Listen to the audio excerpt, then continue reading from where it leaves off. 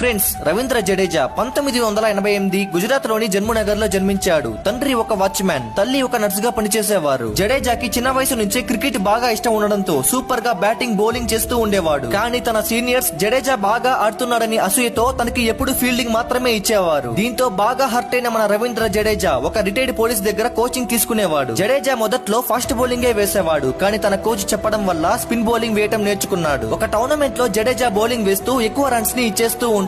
Match జరుగుతూ ఉన్న సమయంలో తన కోచ్ జడేజా దగ్గరకు వచ్చి బాగా బౌలింగ్ చేయమని చెంప మీద లాగించి ఒకటి కొడతాడు. దీంతో మన జడేజాకి ఒళ్ళు మండి ఆ మ్యాచ్ లో 5 వికెట్లను పడగొట్టాడు. చిన్నప్పుడు తన కోచ్ తనతో కఠినంగా కోచింగ్ ఇవ్వటం వల్లనే తను ఈ స్థాయిలో ఉన్నాడని ఎన్నో ఇంటర్వ్యూస్ లో చెప్పాడు. ఇలా ఒక వాచ్మ్యాన్ కొడుకు స్థాయి నుంచి టీమిండియాలోనే రాక్ స్టార్ గా మారాడు. తన మెరుపు ఫీల్డింగ్ తో, విధ్వంసకర బ్యాటింగ్ తో, మ్యాజికల్ స్పిన్ బౌలింగ్ తో ఇండియా టీం ను ఎన్నో సార్లు గెలిపించాడు. మన రాక్ స్టార్ జడ్డు ఫ్యాన్స్ ఖచ్చితంగా కామెంట్ చేసేయండి.